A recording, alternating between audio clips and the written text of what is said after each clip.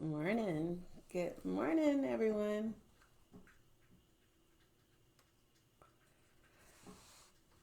Good morning, everyone. Happy New Year again. Did you all have a long night? Did you have that infamous party on the couch? Let's see. Let's see who's up.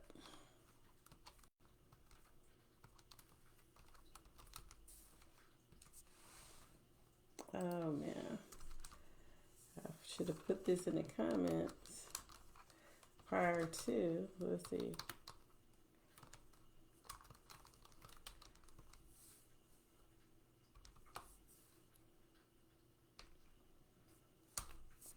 Okay, that didn't work. Well, good morning. Happy New Year again. I am coming on here to see what you have decided this new year will bring to you. And I was just thinking about the goals that I had set for myself in 2022. I'm out of coffee, but well, I have coffee. I don't have the K cup, so I didn't feel like making an entire pot of coffee, so I'm drinking hot chocolate. But anyway, I just wanted to ask you, have you decided what this year will bring to you? In your business, career, your family, marriage, or even having dating goals?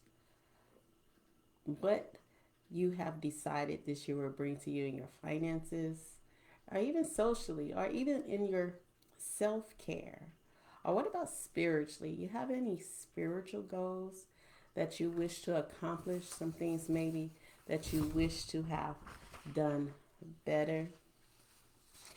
And these things are not immutable, these things are not unattainable, right? We simply just need to create a plan to get from where we are to where we desire to be.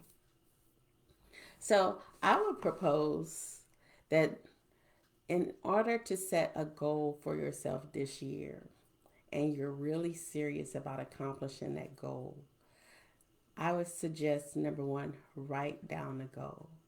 We've heard the proverb, write the vision down so all that read it may run with it.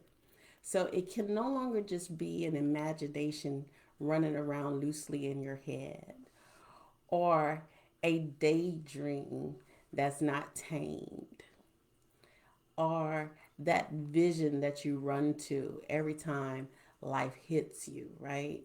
When the angst of life hits you.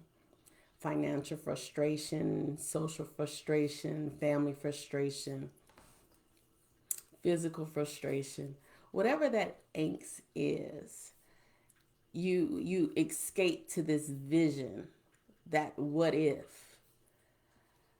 And I will propose to you, take that what if and write that down. Write down that goal that you wish to obtain on a piece of paper. That's number one. Set a deadline. By this time next year, you want to say, I have accomplished, and you fill in the blank.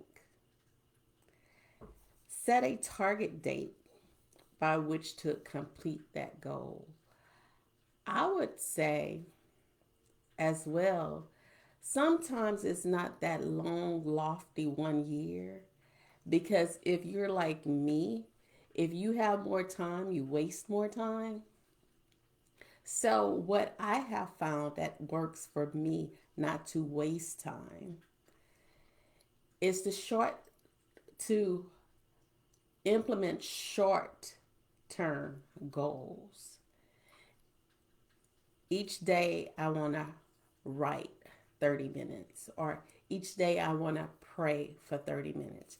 Each day I want to meditate for 30 minutes, or each day I want to exercise for 30 minutes, or each day I want to look over my financials. Where can I find money? Where can I observe where I'm spending money? Or where can I observe where I can give money? Each day you want to have a goal, and that's just a suggestion. It doesn't have to be a daily goal. It could be a weekly goal, or it could be a monthly goal. Because when you do a good thing long enough, consistently enough, those good things add up to that year, right? And that's what we want. We want to get to the end of the year and look back and be able to observe the steps that we took that benefit us so we can write it down. Those things that we did that did not benefit us, we can write that down as well. We can look how far we've come, how far we need to go. And when you have those short term goals, you could tweak it as you go along.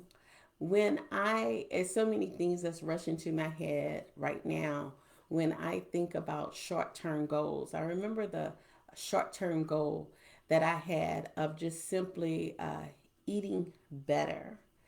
And of course, a weight loss goal, right? But I couldn't understand why I wasn't obtaining that weight loss goal.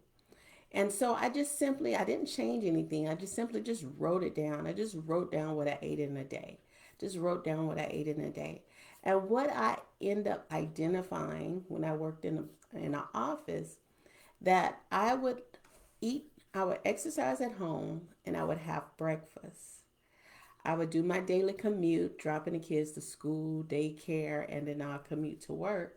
And then when I get to the office, the ladies in the office say, let's walk down to the cafeteria. So I end up getting a bite to eat, a bite here or there, with the ladies at work. So I identified that I was exercising, I was eating healthy, but I was also eating two breakfasts a day, right? So I had to decide, what is it about that second breakfast that I enjoyed? Which breakfast I wanted to keep. Did I want to keep the quick breakfast at home, or um, did I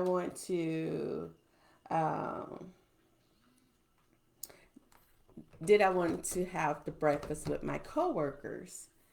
So I decided I enjoyed the social time. I enjoyed fellowshipping with my coworkers. I enjoyed the walk away from my desk. So I decided to stop having breakfast at home and start having breakfast with the ladies at work. And I enjoyed that. And from that one decision, from that one tweak, from that one observation, I was able to change the trajectory of my weight loss goals, my health goals. I would say that my health goals. So that's the benefit of making short term timelines. And a target date could be that finite date, but you want to have a deadline set for when you reach that goal, but you want to have short target dates out, so that you're able to observe and tweak the plan as you move along throughout the year. And third, I want to propose, work on your mindset. A lot of times we tell ourselves no, and we're so used to telling ourselves no, not now, not later. That's not a priority. Oftentimes, we end up not being a priority on our own list. Heck, the yard being cut or the car getting an oil change is more of a priority. The dogs going to the vet is more a priority than us getting the thing that we want and desire. And it's up to us to change that. It's your life. You create the rules. You don't need permission to do what you desire to do. You don't need a committee meeting to do what you desire to do.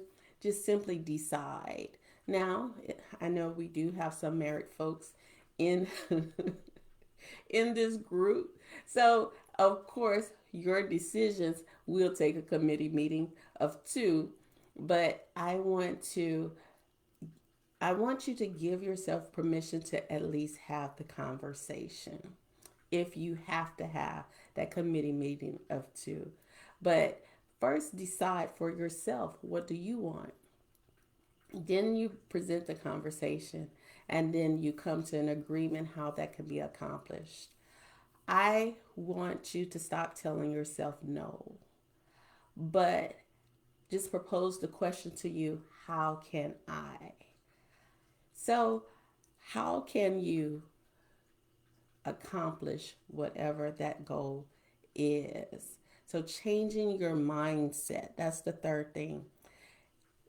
The fourth thing is develop your skill set. What is the skill set, or what is the thing that held you back from that goal in the past? Write that down. Now, I want you to identify some professionals or someone with that experience, or someone who's been there, done it, a mentor. Someone has been there before you. Find that person in your circle or on the internet or in your community that can help you accomplish that specific goal, be it financially, be it socially, be it physically, be it mentally, be it spiritually. Someone been there, done that. There's nothing new under the sun. So find that particular person to help you hone in on that skill set so that you can accomplish that goal that you have set for yourself. Number five, take the first step. What would be the first action step after you listen to this video? What would be the first action step that you would take in order to accomplish that goal? What is the first step? Is it a call?